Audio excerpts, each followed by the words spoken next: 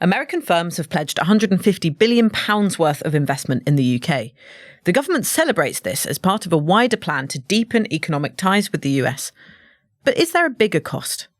As the pound flows back across the Atlantic, are we slowly but surely becoming American? So the reason we're talking about this today is because Trump is visiting the UK on the state visit. Andrew, I mean, this deal has been a long time in the works. Can you tell us a bit about what's been going on behind the scenes to make it work? Well, it's been a very long time in the works. You go way back into the Conservative years, and companies like Palantir were working on getting access to the NHS.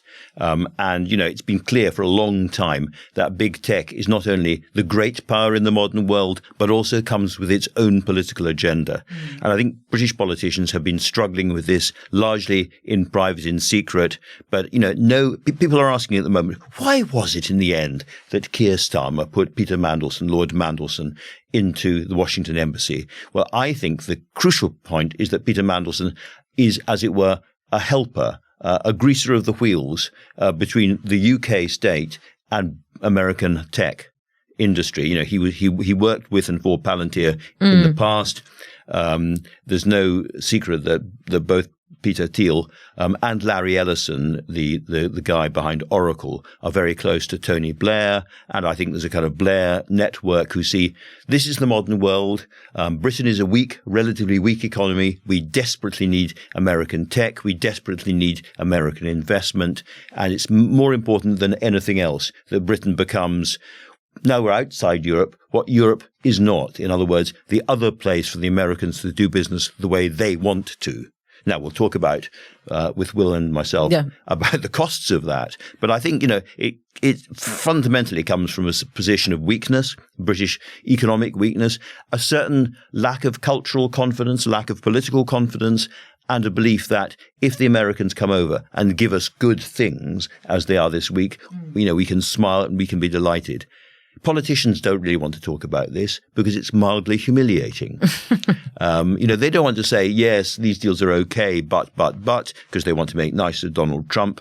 And they don't want to acknowledge quite how weak we are compared to those big American companies. But they have sort of been making a virtue of using the pomp and ceremony that the British state has to offer in order to flatter Donald Trump and, demonstrate a warm relationship between him and Keir Starmer, which many thought before Labour got into government would be difficult. Starmer has done very well on this, but, there's been an awful lot of talk recently in the culture about the British Empire. Was it a terrible thing? Was it a glorious thing? A bit of this, a bit of that. And isn't the frank truth that we are a little bit in the position of, as it were, South Sea Islanders, showing off our local customs and offering cowrie shells to the guys coming in the boat in the hope that we get a couple of muskets and a pair of trousers? Well, on that, Will, what is actually in this deal? How many trousers have we had to give away? 2 muskets and a pair of trousers. So it's £150 billion worth of US investment. But investment in this context is a bit of an elastic term. So it can mean a lot of things. And in this case, what it generally seems to mean is most of that is a private equity firm called Blackstone, which is planning to invest 90 billion of the 150 billion. So the private equity model normally involves buying other companies, and then normally often slimming them down, letting some people go, making them more profitable, certainly in the short term, and then often floating them on a stock market, and that's how they get their returns. So if somebody just comes along and buys a pre-existing British company, that is counted as an investment, is counted in our FDI, foreign direct investment statistics, but that's not quite the same thing as an American company, say, coming along and digging a hole in the ground and putting up a factory. Yeah. So it can mean very different things in terms of job creation or job losses. So there was a 2019 study by Harvard University researchers that showed that normally when a private equity firm buys another company, there are job losses of about, I think it's 4.4% of the workforce goes in the first 2 years. We've seen, for example, Asda, which was bought out by a UK private equity firm, there have been hundreds of job losses there. Not necessarily, I'm not saying that's necessarily the fault of the owner. It might be to do with the wider market, but it's not necessarily free money coming in and just magically creating new jobs. Can I ask Will a question at this of course point? You can. Because suppose I am an innocent little British company and you are Blackstone and you buy me, or you're an American private equity company and you buy me. Where does the profit flow and what happens to the taxation? Well, so you would remain a British company and you would still be taxed in the UK in that sense. But things like the intellectual property you might be creating might then be owned in the US. Some of the, you might create some more jobs with the extra investment that I would put in. Or I might say to you, actually, I'm going to get you ready for floating on the stock market. So you need to get rid of all of these people so that the figures look better, so that investors will pile in more money. That will be very good for you. Because private equity investors normally buy out private companies at quite a decent premium. That's why the management always wants to go along with it. But if ultimately quite a lot of the intellectual property and the development and heft is held back in America, fair to say that therefore that American private equity is not arriving alongside Donald Trump and investing all this money out of a sense of goodwill and beneficence, and because they quite liked watching chaps in bearskins and scarlet tunics, and they were sitting next to somebody interesting, at the big banquet. It's not about that. It is in the end, it's self-interest. It's not. It's just kind of good-natured munificence. It is. I mean, so Blackstone themselves, some of their acquisitions in the UK have not gone that well in the past, I think it's fair to say. So in 2004, they bought the UK's, I think it was at the time, the largest provider of care homes in the UK, Southern Cross. And that would have counted as, a US firm investing in the UK. And then they took it public. They floated it on the London Stock Exchange in 2006. The business model that they had applied to the company was then a lot of people said it didn't work that well for the company. The chain then became insolvent in 2012, and that had a lot of quite serious effects for the people who lived in these care homes. So it's not always a great thing. I mean, the acquisition of Thames Water by a consortium led by Macquarie Group in 2008 would have been counted as about £8 billion worth of inward investment in the UK. I don't think we would class that as something that ended up going really well for Thames Water and the wider country. So it can be good. It can lead to job creation. I'm not saying private equity is always evil, but it's not always great, and we don't even know what that's going to be invested in. Yeah. I'm really interested, alongside all of that stuff that Will's been talking about, and in the political effect, the political impact of American big tech in our system.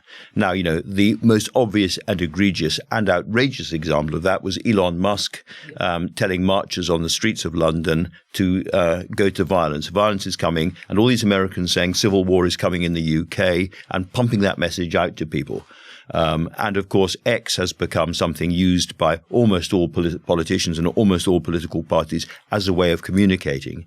And I think there's a naivety in the British system and around the cabinet table, frankly. They think X is a platform. X is not a platform. X is not neutral. X is not in their best interests. And yet it's become kind of essential to them.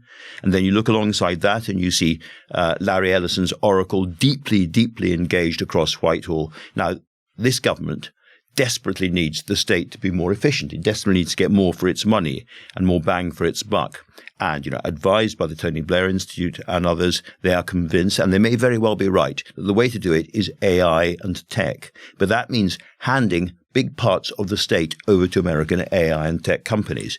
And you look at another big player in this, another man of the right, another very big supporter of Donald Trump, as Larry Ellison also is, Peter Thiel. And you look at his Palantir, we discussed this on the podcast before, and the way that is dug very, very deeply now into our National Health Service. And you look at Anduril, the company, the defense company that he is a part founder of and big investor in, digging deeper and deeper and deeper into the British military establishment. So you say, if American tech is deep in Whitehall, if American tech has become the way the British political class tries to communicate with people outside, if American tech is involved in the health service and involved in defence, is this not a creeping and really serious takeover of the British state? Yes, I mean, I agree with you on the naivety. I was speaking to someone quite senior in the civil service, and they said now there is no problem within the state that ministers think there isn't a technological answer to. And they asked me, who do you think is going to invent this technology? It's not going to be the UK government, making the point that, it is the US and other tech companies that are, they have their tentacles into all parts of the British state, and they're being seen as the answer to the fixes that the government needs to affect people's day-to-day lives, to improve people's day-to-day lives. That be true. But also, of course, there are lots of very, very good British tech people, small British tech companies all around the place. And another part of what's going on around the state banquet and the Trump visit is that lots of small British companies will be squashed flat by much, much bigger American competitors. And if you look at our national interest in the next 10 or 20 years, is it in our national interest for us to be an offshoot of the American big tech, or is it in our national interest to have some tech companies of our own, however relatively modest? Yes, and how could this affect, UK policy? Because we've had pharmaceutical companies pulling out of Britain, AstraZeneca calling it an increasingly challenging country to do business in. They deem the NHS drug prices too cheap. Could it be that we put drug prices up in order to woo these kind of companies over? So there is this conversation at the moment with Trump and the pharma industry about how much people in the US pay for drugs. They pay a lot of money for drugs because of the amounts that their private health system is allowed to charge it. And the amount that people in European health systems, which are more closely regulated, are allowed to pay for drugs. And Trump likes to represent that as an unfair deal for Americans. Americans are getting an unfair deal because their health system is unregulated and predatory. But it's also a very convenient conversation to be having for pharmaceutical companies, because they can say, well, yes, I mean, look, if the Americans are going to pay a lot more, then we should give them a better deal. Other people should pay their fair share. And that's the only way we're going to raise the capital to do the research and development. And obviously, you do need pharma companies to raise capital to do research and development, but you also need health systems to be able to afford the drugs. You also have, again, with big tech, they're not keen on the digital services tax. Yeah, I was going to ask about that. They're not keen on the online safety bill. So there is a lot of provision there. They are, according to people I've spoken to, not that keen on what might be added onto the AI bill. They're fairly happy for that to remain in the ether rather than becoming concrete legislation. Right. By the time it becomes legislation, it will probably have been written by ChatGPT anyway. And so there are lots of conversations that these multinational companies are having with ministers about, the quid pro quos that we don't really hear about to do with this investment. And I think we should focus a lot on tax, actually, because if you ask what is in our wider national interest, and you think of all the things we've been talking about in terms of the high street and how we shop, almost all my books, most of my clothes, household goods all come from online shopping, and the big online shopping companies, American owned. Distribution companies, very often American owned as well, they are not paying the kind of tax that, a traditional British bookshop or shoe shop, whatever it might be, on the high street would be paying, which is why they are disappearing. And so it seems to me that a lot of our justified taxation revenue that we talk about at the time of the budget is being sucked away. And in this unequal relationship, we have absolutely no way of pushing back. Yeah, it's that fundamental problem of the assumption that the people who can really provide economic growth are the people who have already taken the most market power. Whereas, the question that isn't really considered as much is, would it be better if you were to have a more balanced market? Would you get more growth from that? They're all in favour of creative destruction until they've got a certain stock value. Yeah. And just lastly, Will, there's a lovely paragraph in your column in this week's issue about how we are sort of already American, because of the American capture of commerce and culture in the UK. Can you explain why you came to that conclusion? So it's fairly old hat to complain about American cultural imperialism. But I think it's quite a big and important hat, and I will now put it on. If you just stop and look at how much of our culture is American, it really is quite surprising. I mean, obviously, basically all social media platforms are American. The internet is effectively American. So if you look at the top 20 websites visited in the UK, there is no British business on there. The only British entries are the government and the BBC. So the sort of ones that are there by default. The rest of it is America, and to a small extent China, although the Americans are also in the process of moving TikTok to being American.